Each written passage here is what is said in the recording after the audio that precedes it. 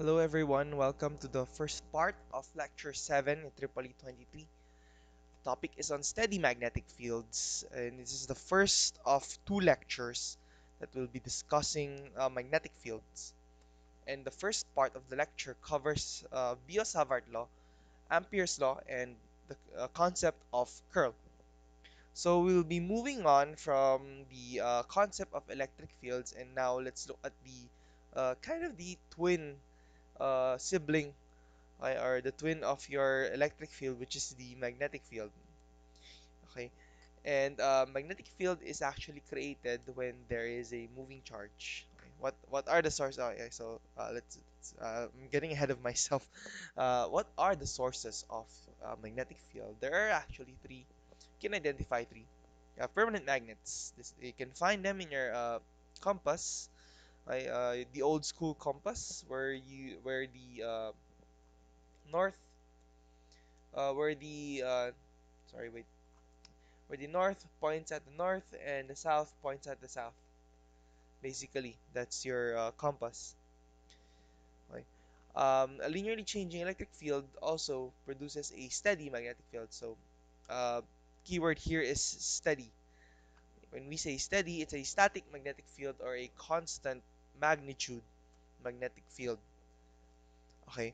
So it's when we say static, it does not change with time. So we'll only consider first the static case, just like what we did in previously in our electric fields. And for a linearly changing electric field, it actually creates a steady or a constant magnetic field. Okay. So you'll learn this later on how that happens. What is the relationship of your magnetic field and electric field even? But we're getting ahead of ourselves here. First, we'll just consider a static magnetic field, which is mostly due to a constant current. So if there's a constant current, magnetic field actually flows around that current. Okay? So that the direction of the flow of the magnetic field is defined by the right-hand rule. So if you point your thumb to the direction of the current, the way your hand curls is the direction of your magnetic field. Okay? And that's just a quantitative description or quantitative image of the magnetic field. Let's do the math. To compute for the magnetic field, you have to uh, apply Biot-Savart law. So this Biot-Savart law is actually the twin of your uh, Coulomb's law. Okay, so that for the existence of current right here, the differential current in a differential length, a differential magnetic field is equal to the magnitude of the current divided by 4 pi times 4 pi multiplied to the norm of the distance between the current and a test point, r minus r prime squared. So the norm squared, and dl is the direction of the current. Okay, so the dl points at the direction of the current cross to the unit vector of the distance, or the distance vector between your current to your test point. Okay, so this cross product actually defines the direction of the magnetic field, and that's why it makes sense. Excuse me.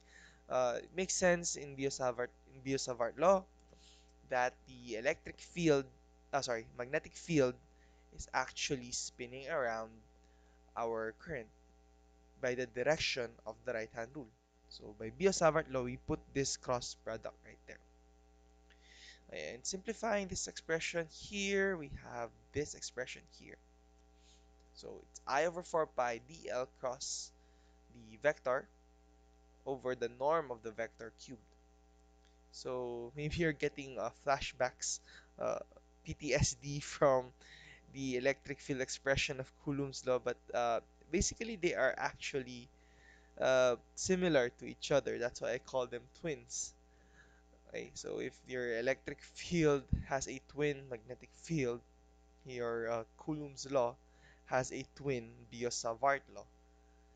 So if you take the magnitude of this So the magnitude of a cross product is equal to this, the magnitude of your differential length multiplied to the norm of your vector times sine of the angle between them. Okay. So some remarks. Magnitude is inversely proportional to the squared distance from differential element to the test point, kind of like your Coulomb's law. Direction follows the right hand rule. So in lieu of this cross product right here. So normally, when you think of current, you think of closed circuit. So due to a closed circuit, actually, we also have a magnetic field. Okay? So the differential element cannot be isolated, as you know. Current has to flow somewhere, cannot be stuck at one point. It always has a return path. Okay? And in most, not in most, in all cases, your current causing a magnetic field actually has a return path somewhere. Okay, so in this case, we have a closed circuit. Current is flowing through the circuit. To determine the magnetic field at a point due to this closed circuit, you have to get the closed loop integral of your Biot-Savart law. Alright, so we have a uh, differential magnetic field intensity here, okay, generated by this differential length carrying a current. But in reality, that current should have a return path somewhere else. Then we need to get the total magnetic field, you need to get the closed loop integral of your current. Okay, so the current spins around. Like, so we're talking about current here with just steady value of current. But what if we have our uniform value? What if we have a distribution of current? As you remember from the previous lectures, uh, current can also be distributed. So if we have distributed source of current, then we also change our definition of Biot-Savart, which is defined by uniform current I, to something like this. So we replace the IDL vector to JdV. So this is your current density, right? Current density times a differential voltage. So it looks like this. So the J is now crossed to the distance vector between your considered point to a point somewhere XYZ outside your distribution. Or if we have what we call a surface distribution or sheet current, so the surface current or sheet current, then we just use KDS. So something like this. So K is the sheet current. Right. So an example. So an infinitely long. Okay. So keyword again, infinitely long. If we have an infinitely long line charge, now we have an infinitely long conducting line that carries a current I to the positive z direction.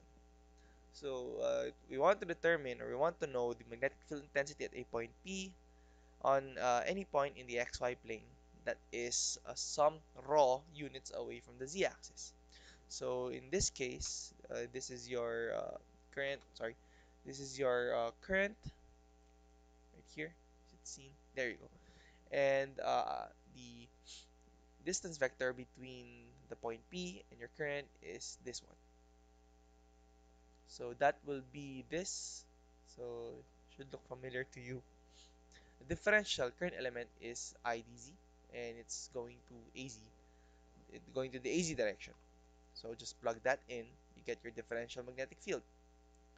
So IdZ AZ hat cross this uh, distance vector right here, and the norm of that is equal to rho squared plus z squared raised to 1/2.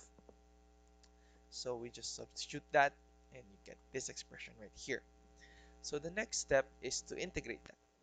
Since the current goes from negative infinity to positive infinity, it's also good. It's not really good.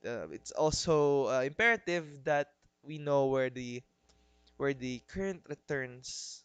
But in this case, since the current goes from negative infinity to positive infinity, then the current returns somewhere also at very far away, such that it does not affect the system near this filament. Okay. So we'll be ignoring the return path of the current, which is somewhere far away. So we're only gonna get the uh, the magnetic field due to your nearby conducting line. So that is z from negative infinity to positive infinity. So if you get the cross product of this, az cross a rho is equal to a phi, and az cross az, well, by definition of cross product, this will become 0. Okay, now we just integrate this with respect to z. So you have to integrate this. To integrate this, well, it's recommended that you use trigonometric substitution. So I won't outline it here. Just substitute it, and finally evaluate the expression from z from negative infinity to positive infinity. We'll get this expression right here. The magnetic field intensity is equal to I over 2 pi rho a phi hat. So since it's a phi hat, just to imagine that the magnetic field actually rotates uh, along your wire. Right. So this is actually the expression. So yeah, right. So if we have Gauss law, when we have electric flux passing through a closed surface, has a relationship with our charge, electrostatic charge or stationary charges within that closed surface volume. We also have what we call Ampere's circuital law, where if we enclose a current within a loop, current enclosed by that loop is equal to H dotted to the closed loop integral of your magnetic field dotted to your differential path. Okay. So the path, okay, so the closed loop path is the direction of the closed loop path is defined by the direction of the current. So in this case, if since the current goes in this direction, use your right hand to determine the path. Okay, so use your right hand, then you point your thumb to the direction of the current, and you curl your right hand, and that will be the path that the direction of the closed loop path. Could be in any shape, circular, square, or some weird shape like this uh, loop C right here. Right. So the current enclosed by this path is equal to the closed loop integral of the magnetic field dotted to the differential length on this path. Right. So again, we use the right thumb convention or the right hand rule. Okay.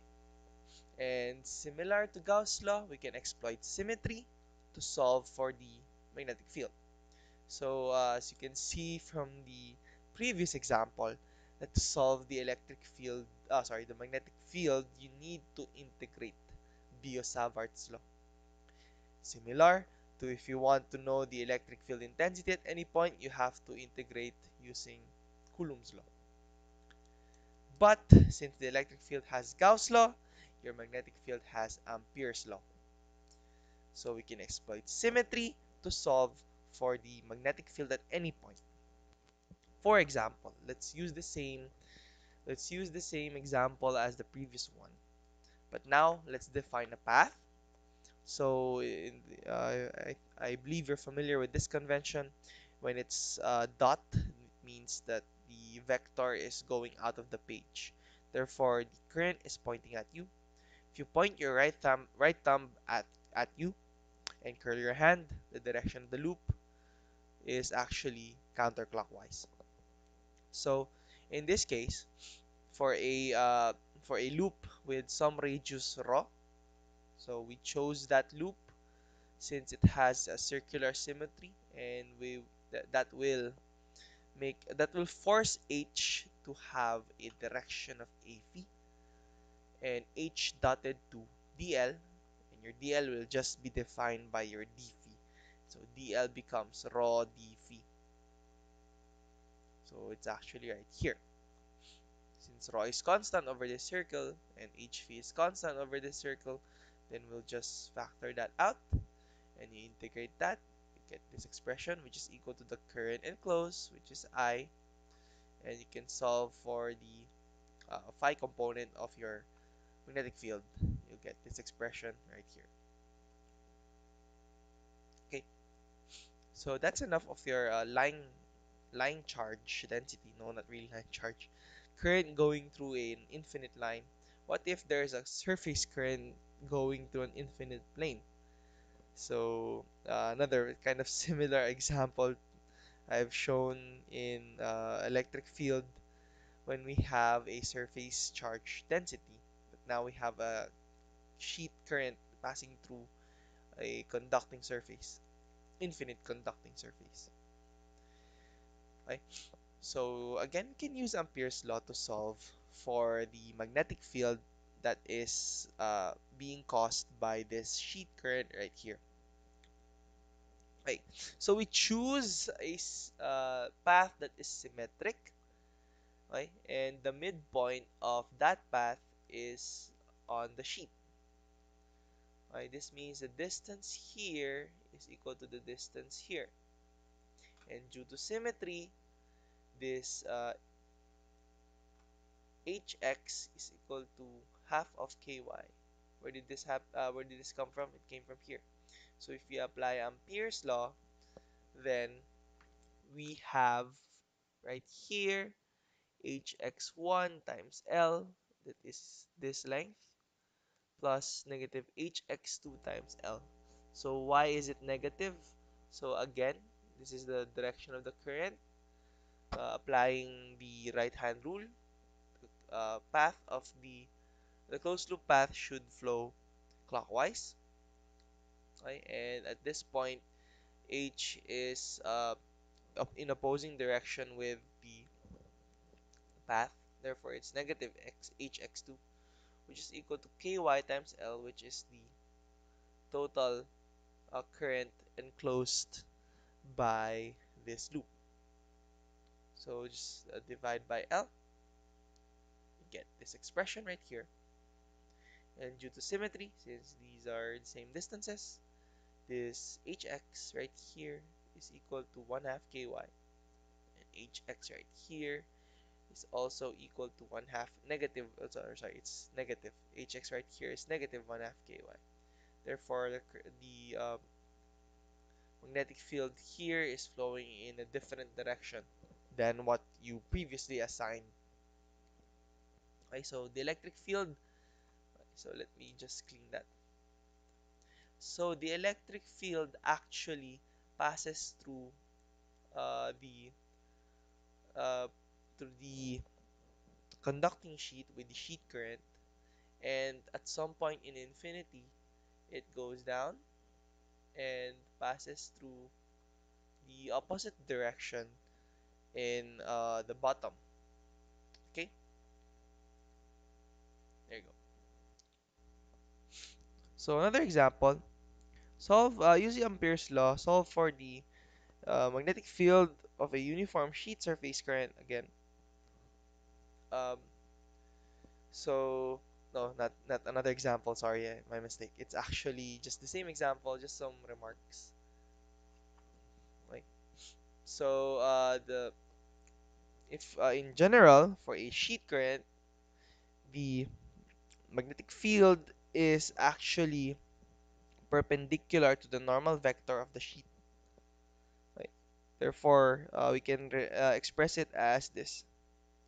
So if we have a sheet with a surface charge density, recall that the electric field is equal to surface charge divided by 2 epsilon.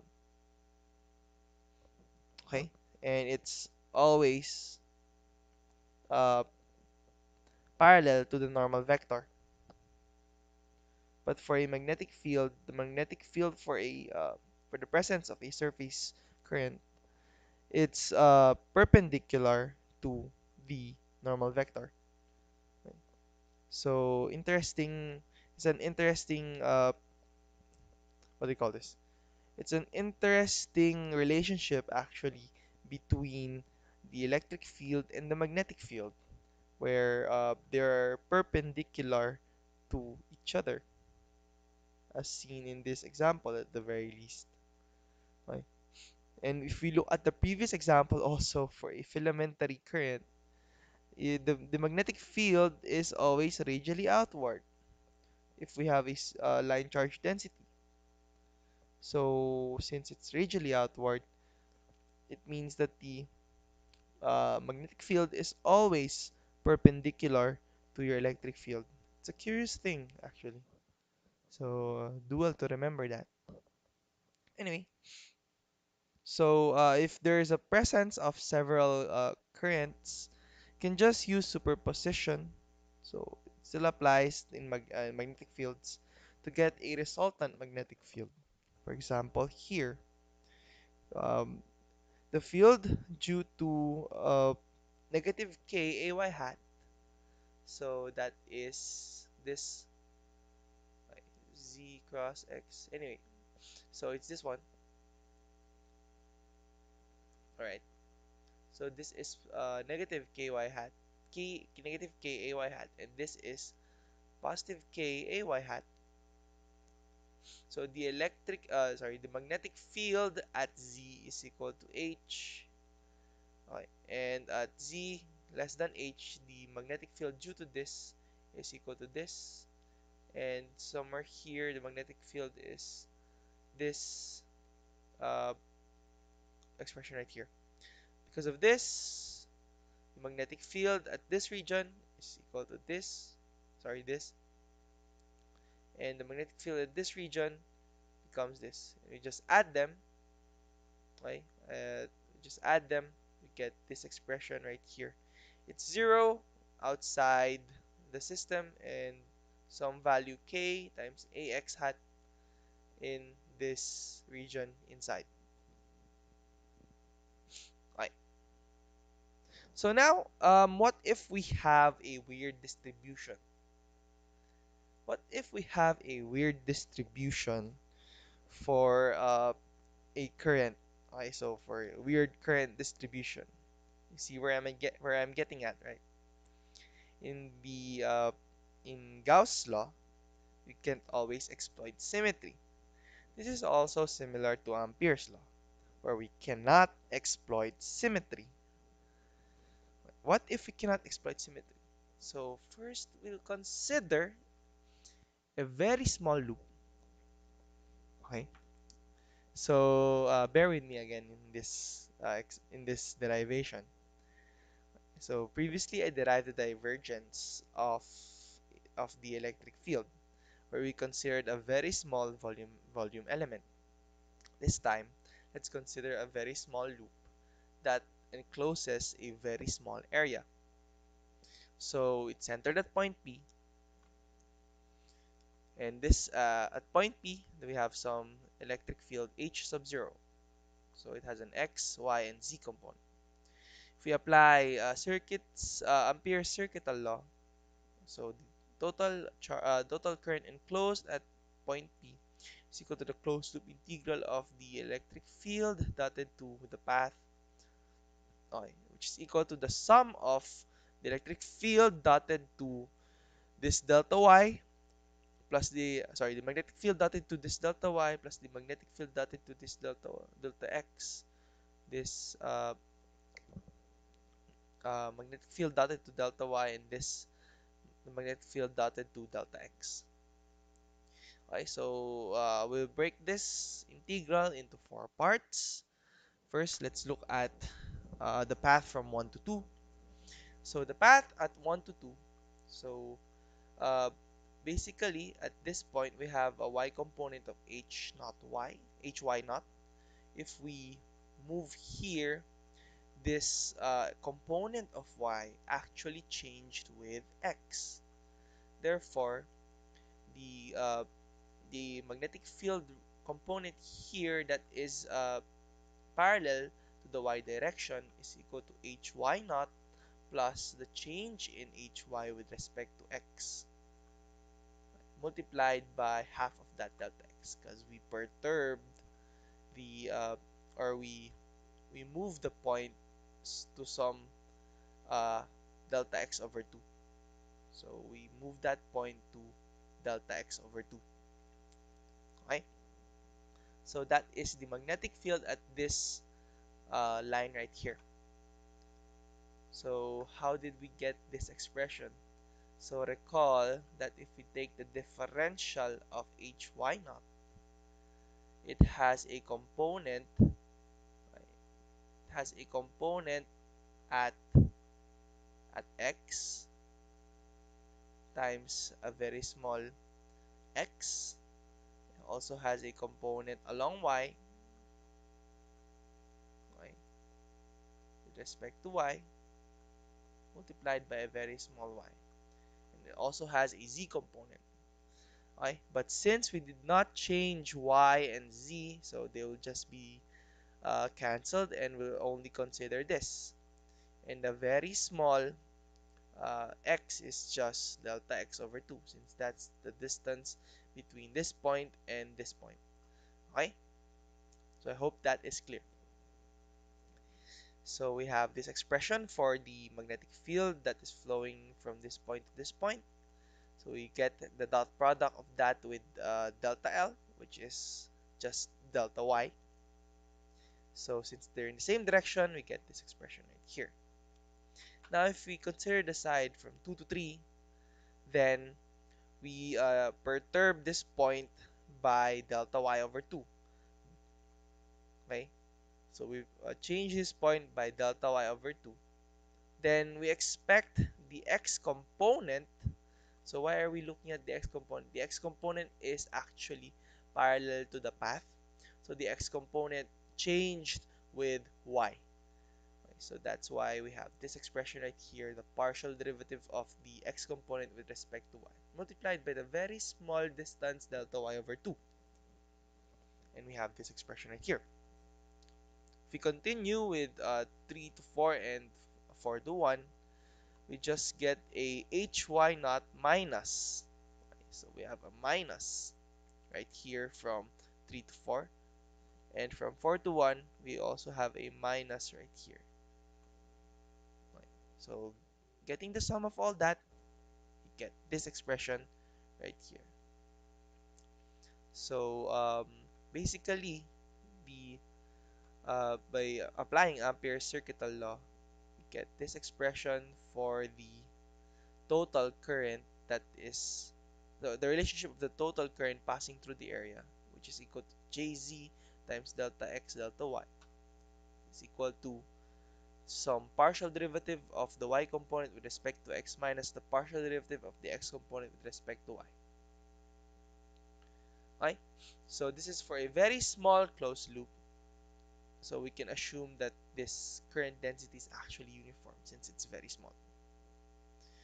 This leads us to define what we call the curl operator.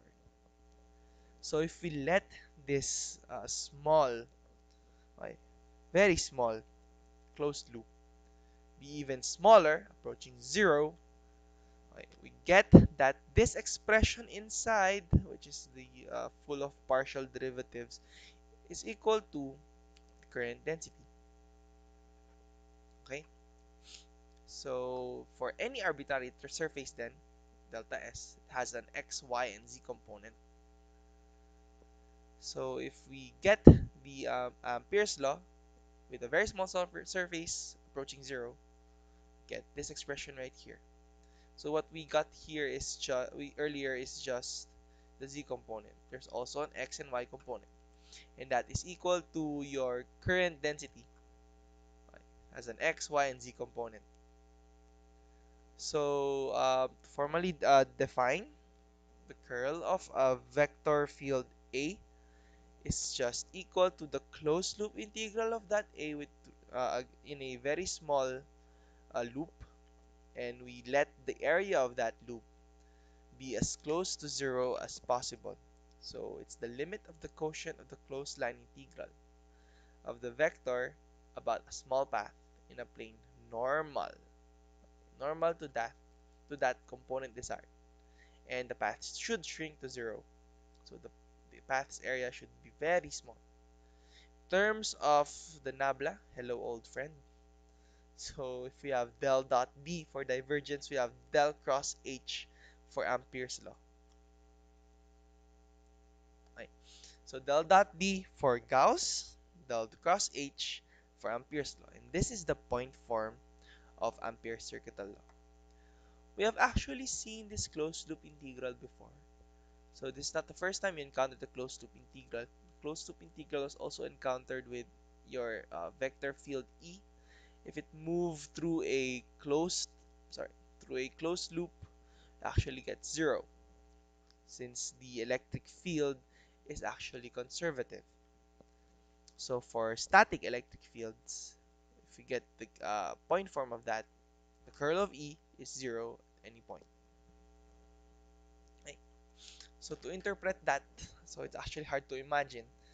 So we actually there's a let's look at a let's look at a river where there is water flowing at erratic directions, maybe something like this. To get the curl at any point, imagine you have a paddle wheel. Uh, you have a paddle wheel that is dipped in your river. So the spin of that paddle wheel actually measures the curl at that point. So assume your paddle wheel is very small and does not affect your river current at any way. Right? So this is your curl operator. And of course, this is just the Cartesian curl. Right? This is just the Cartesian curl. If we want to know the cylindrical, you have to derive it by yourself. No, I'm just kidding. Okay, it's already defined for you. It's a bloodier derivation, actually. It's a very bloody derivation. So I'll just show it to you. Like, so in cylindrical, you have this, and this. For spherical, it's much more, it's bloodier. Uh, this long expression right here, here, and here. Okay, so that is the end of part one. If you have any questions, just leave a comment in the comment section below. Uh, for the past lectures, I've never really had a good. It the ending is always awkward. Anyway, so I'm just trying to get the hang of this. So please bear with me. Alright, thank you for listening. Thank you for tuning in, and I'd like to discuss with you soon. See you when I see you.